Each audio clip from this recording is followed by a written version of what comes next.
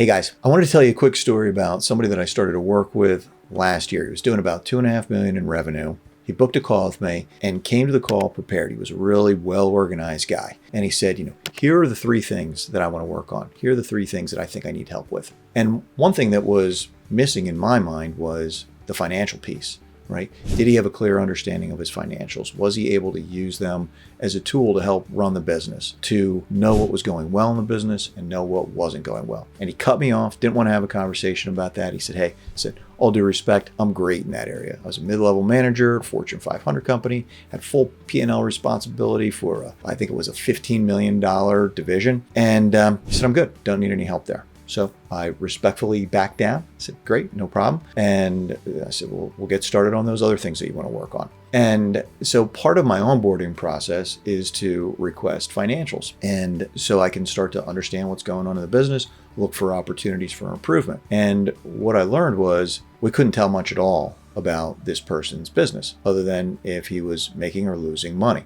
And even that was questionable because of the way he was booking deposits on reconstruction work. They were hitting his income statement. So in any case, what he quickly realized when I started to ask him questions was he really couldn't use his P&Ls as a tool. And that's fine because we were able to fix it, right? So even if you think you've got it figured out when it comes to your financials, maybe you do.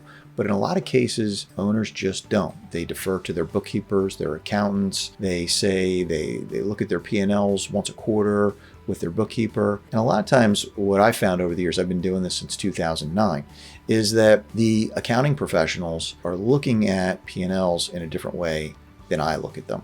They're not looking at what gross profit should be by division, what labor costs should be, what people are spending on different things that are showing up on the P&L compared to their peers.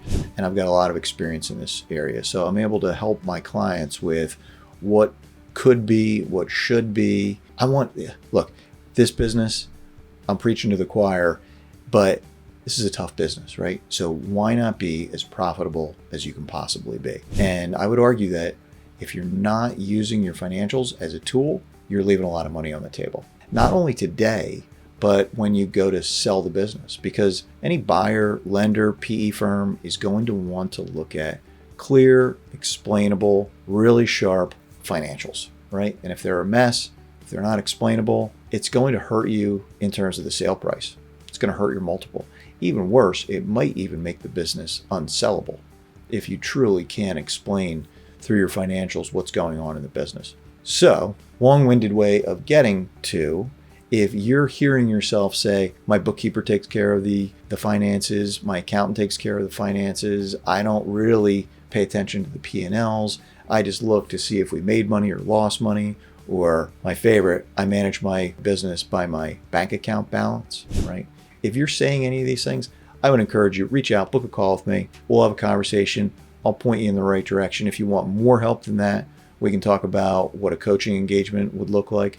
I've got one-on-one programs and group programs for owners, and I'd be happy to help you in any way that I can. Thanks for watching. Again, if you are interested in learning more about how I might be able to help you, just click the link below this video, book a call with me, and we'll have a good talk. Take care. I'll see you in the next video.